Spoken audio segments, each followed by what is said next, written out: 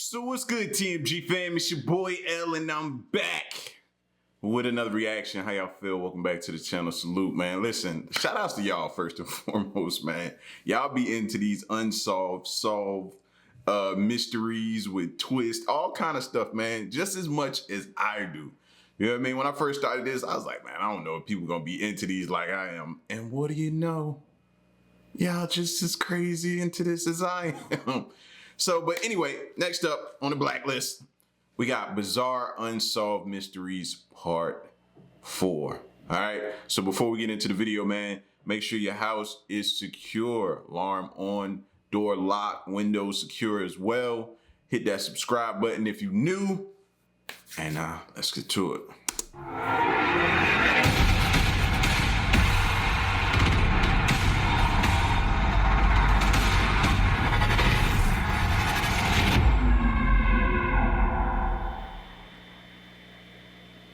Just before we start today's video, we just want to bring you a word from our awesome sponsor, Endel. I know from reading the comments and the messages I receive, a lot of you struggle to sleep.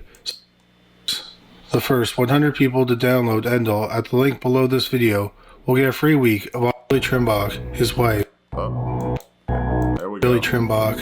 Stay focused, relax, and get better sleep by checking out Endel today. Number 3. Billy Trimbach. In early 1993, Billy Trimbach, his wife, Cindy, their 9-year-old son, James, and their infant daughter were living in Weld County, Colorado. Billy and Cindy got married on Valentine's Day 1992 in Carlin, Nevada. After getting married, they relocated to Weld County. Billy worked as a mechanic. Cindy had a bit of a sketchy past. She had used methamphetamine. She and her former husband, who was the father of James, had contracted HIV. By the time Cindy was with Billy, she had full-blown AIDS. Billy worked a lot of hours to pay for her medical bills. Oh, okay. I thought it was going to be one of these situations where he didn't know. And I was about to say, yo, because you know there's people out here that are doing that. They even traveled to Mexico looking for a cure. On Valentine's Day 1993, which was Cindy and Billy. They need to call Magic Johnson. I don't know why I feel like that dude just has the cure. I do. Billy's first anniversary, 39-year-old Cindy reported Billy missing. The body of 26-year-old Billy Trimbach was found that day on the side of the highway about 50 miles from their home near Wiggins, Colorado. Wiggins is in Monroe County, which is the county that neighbors Weld County. Billy had been shot to death with a 9mm handgun. The police believe that he was killed elsewhere, that his body was transported in a vehicle, and then was dragged from the vehicle to where it was found. The police questioned Cindy and her 9-year-old son, James. Cindy said that the last time she saw Billy was the day before his body was found. James said the same thing. James said that Billy left with a man he didn't know to help him with something. James didn't know what he was helping him with, but he thought it was something mechanical because Billy was a mechanic. Cindy said some odd things to the police. For example, she said she went out looking for Billy, and she even searched the area where his body was found. The police thought that this was strange because why would she search that area? It was about 50 miles from their home, and they didn't know anyone who lived in that area. I'm with the police on that one. What made you go there, that specific place, 50 miles, and you just landed there to search? So now I'm like, does she know somebody in that area? Or did she resort back to using drugs, got into a bad drug deal, owed some powerful people some money, and this was the end result of it?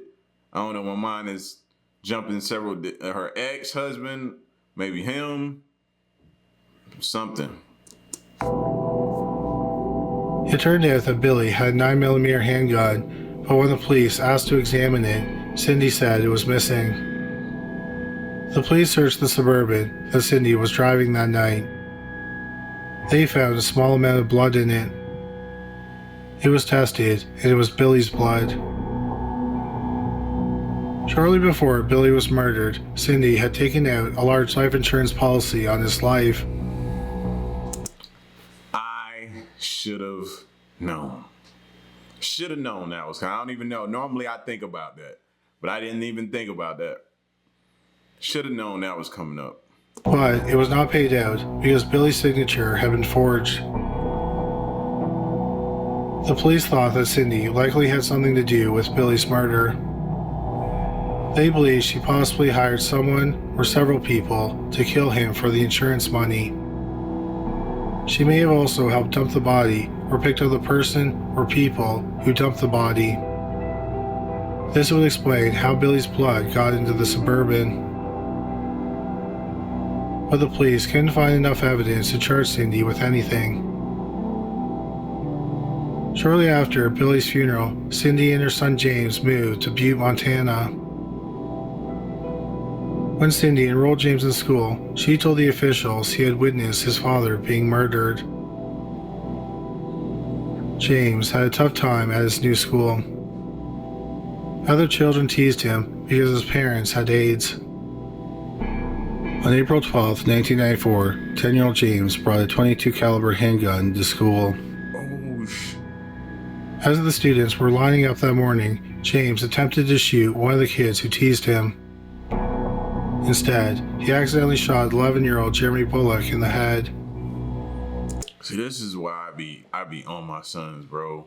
You know what I mean? Don't fall victim to that, bro. You don't know what somebody's going through. You shouldn't do it, period. Let's start there. You shouldn't do it at all, period. And then to make matters worse, you don't know what nobody's going through at home, dealing with. You know, you trying to be cool in front of your friends, but you could have just put yourself in a dangerous situation, bro. Like, come on, man. Be smart. And that's hard for a kid to get through their brain. You know what I mean? It's hard, but that's scary. And then look what you have here. This unfortunate situation. Instead, he accidentally shot 11-year-old Jeremy Bullock in the head. Tragically, Jeremy died the next day. James was too young to be charged with any crime. Instead, he was placed in psychiatric care. Sheriff's deputies from Monroe County, Colorado, interviewed him again about the murder of his stepfather.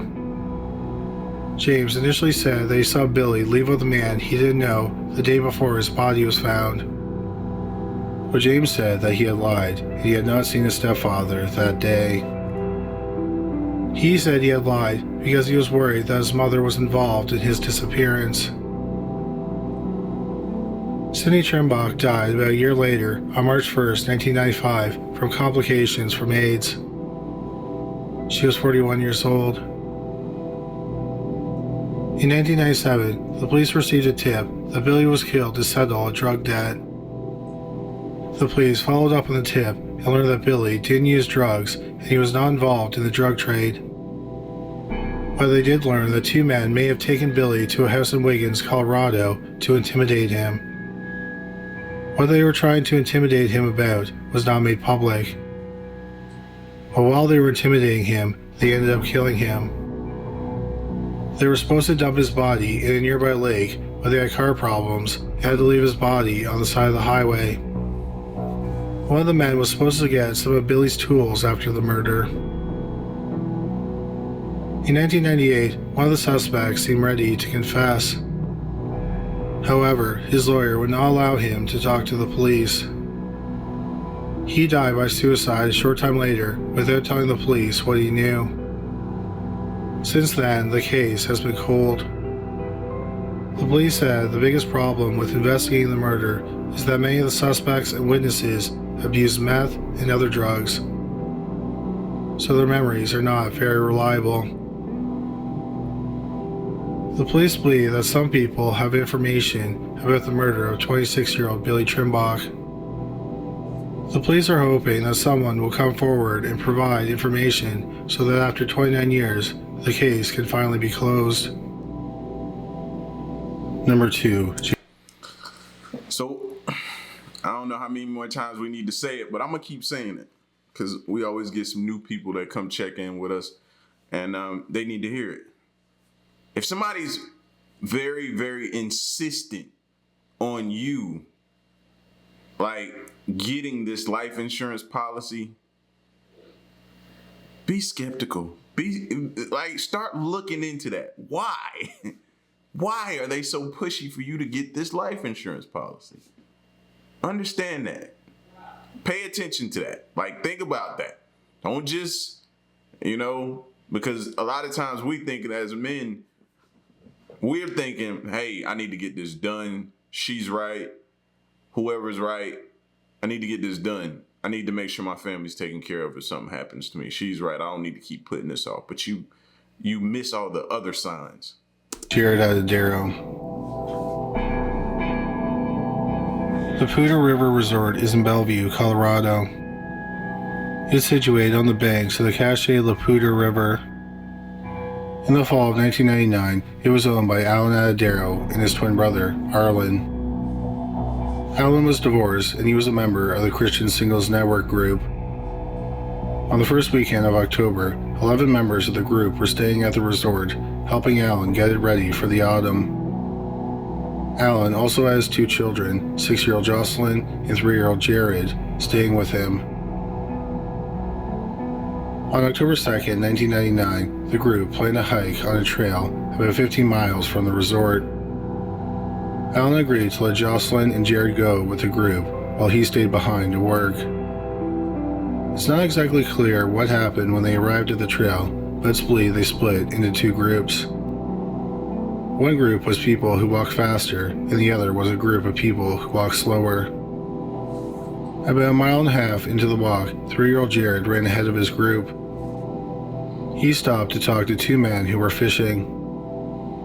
Neither man thought it was odd that the toddler was by himself because they saw a group of people about 50 to 80 feet behind him. Then Jared ran up ahead on the trail. It's not clear if he wanted to catch up with the second group or if he was in the lead group. Shortly afterwards, several people, including Jared's sister, Jocelyn, heard a scream. But it wasn't a scream of terror. Jocelyn said it was more like someone was trying to take Jared. That was the last time anyone saw or heard 3-year-old Jared Atadero. When the people in the group realized he was missing, they looked for him, but they couldn't find him. 2 members of the group went back to the resort and told Alan that Jared was missing.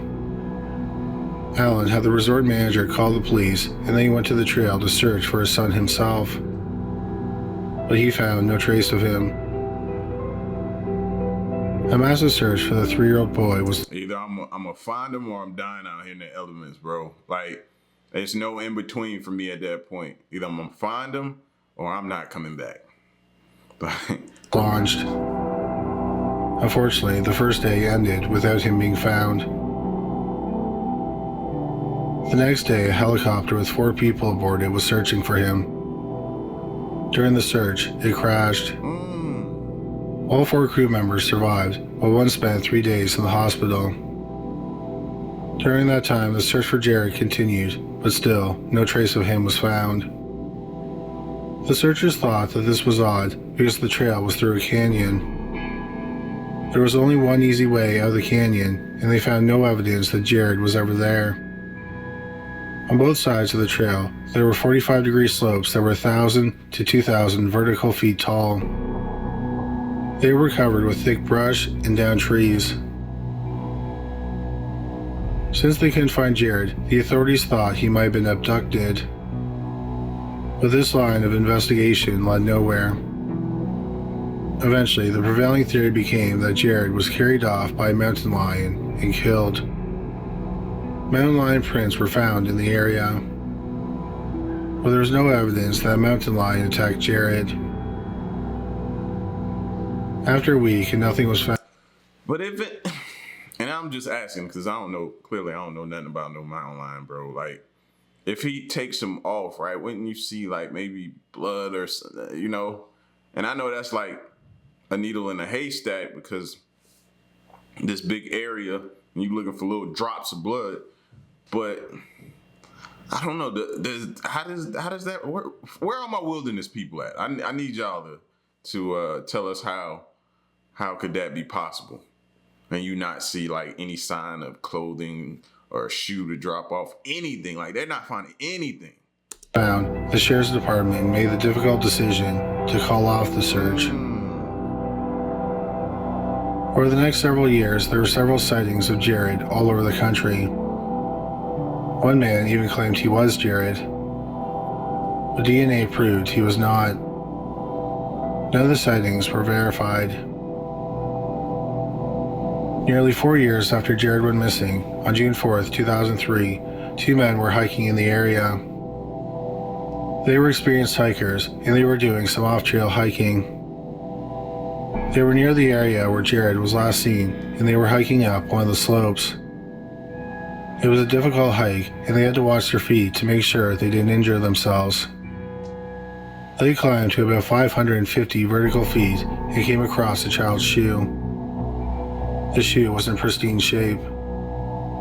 They looked around and they found the other shoe, which was also in good shape, a brown fleece jacket and blue sweatpants that were turned inside out.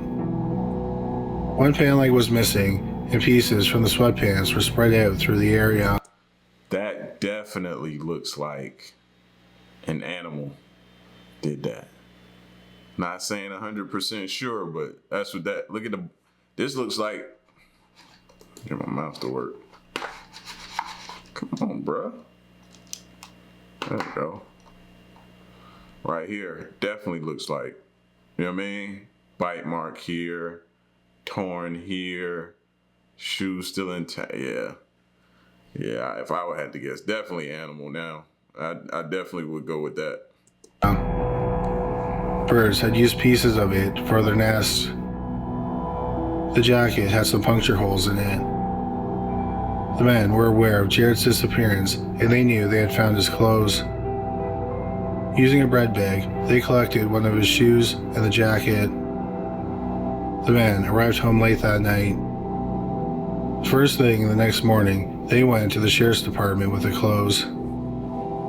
A search of the area was conducted. Within 25 feet, all the clothes were found. But there was no trace of Jared's body. The search continued, and 9 days later, in a crevice about 120 feet away and about 20 feet higher than the clothes, was the top of a skull and a molar.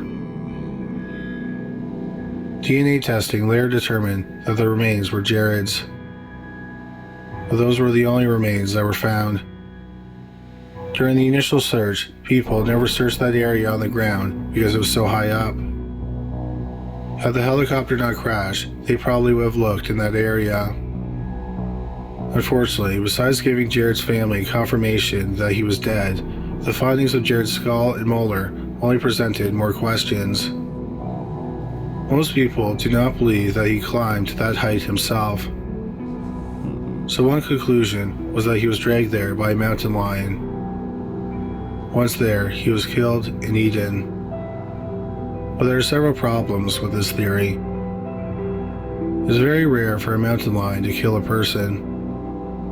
Since 1915, there have only been 14 recorded fatal mountain lion attacks in the United States and Canada. That's it? Another problem is that the evidence doesn't seem to back up the idea that it was a mountain lion attack. Notably, the clothes were examined, and there was no mountain lion DNA or hairs on them.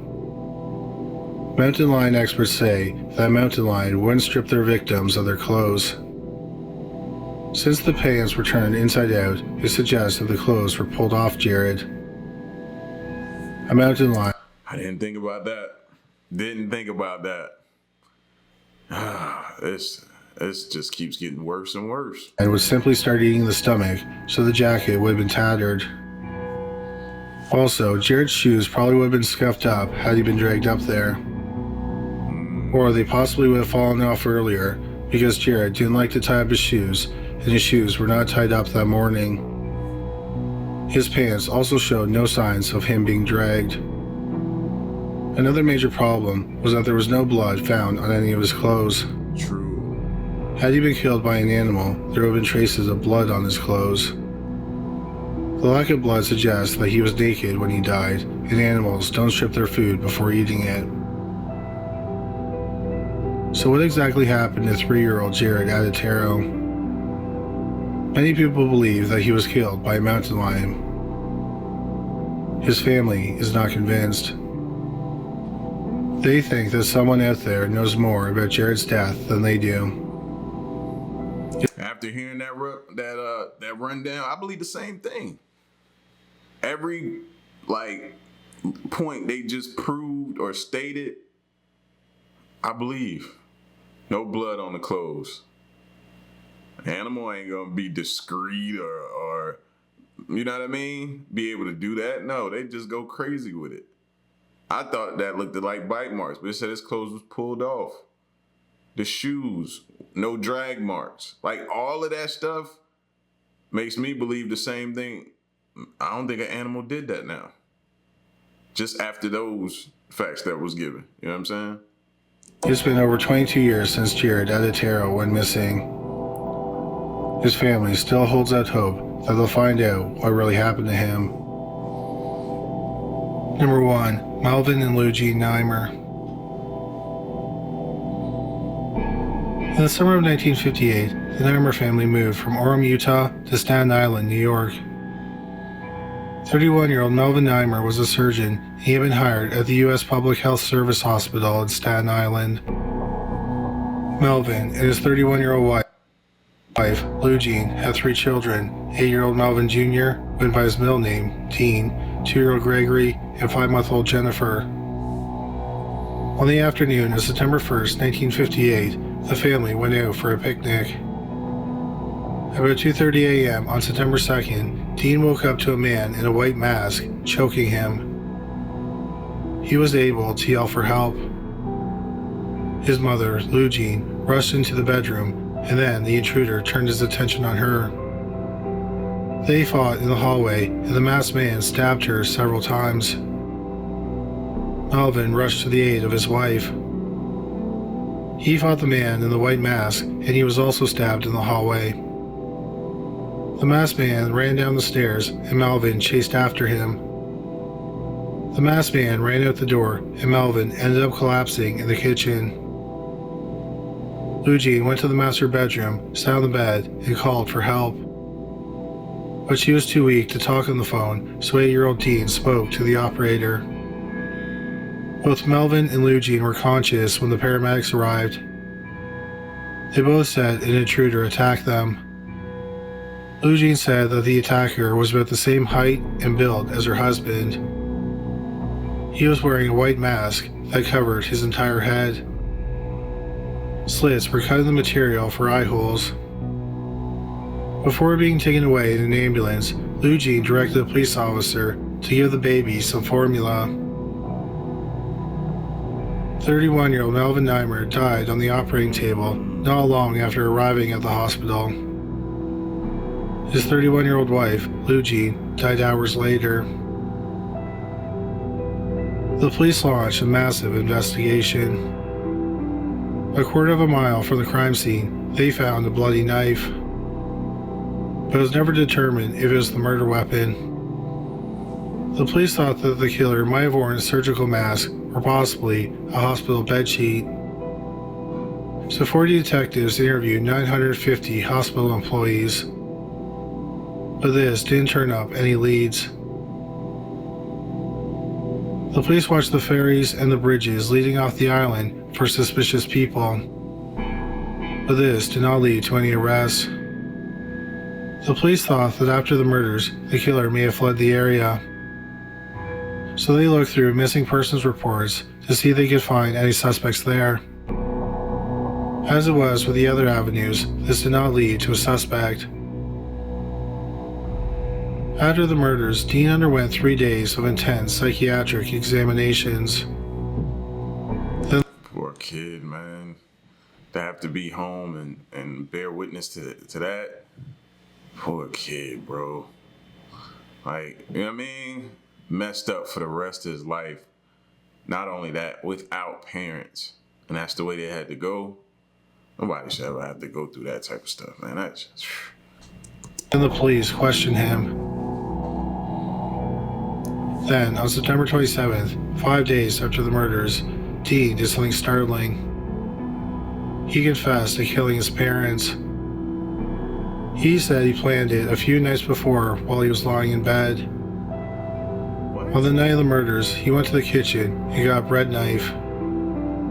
He then went to his parents' bedroom where he stabbed his mother and then stabbed his father. When he was done, he washed off the knife and put it back in the drawer. Wait, what? When news of the confession was made public, people were shocked that an 8-year-old boy, who was 4'4" and weighed just 68 pounds, could have committed the murders. Wait, what?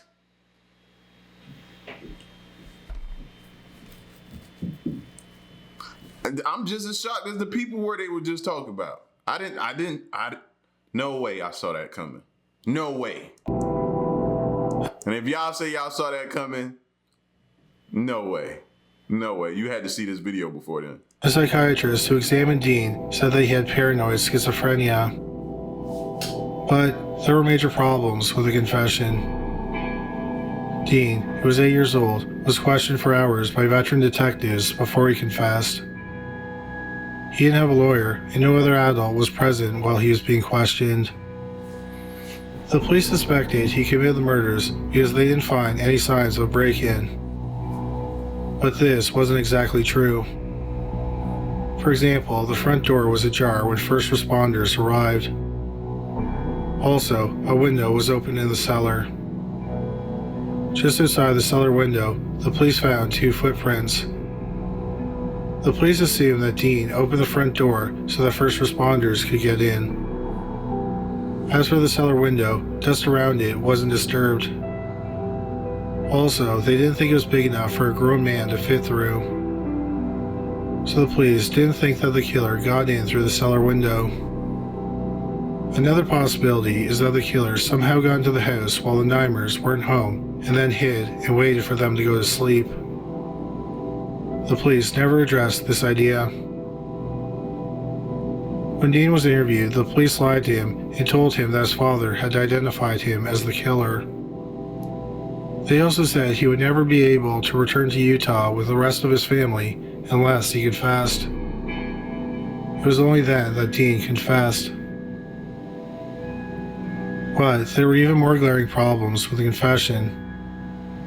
Notably, neither of his parents said he was the attacker. Thanks. Yes, they may have wanted to protect him, but would they have done it if it meant endangering their other children? Dean said that after stabbing his parents, he washed the blood off the knife. The plumbing was checked, and no blood. I was just about to say, let's see if they go through the plumbing. I was just about to ask that.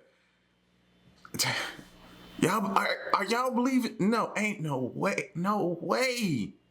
Now, it is possible, but I'm just like, I still didn't see that coming. My mind is just everywhere now. Let's hear what happened with this sink. He washed the blood off the knife.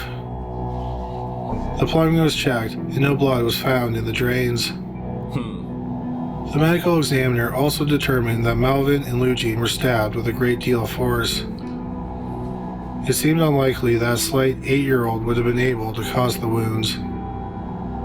Another problem was the fact that Dean was diagnosed with paranoid schizophrenia.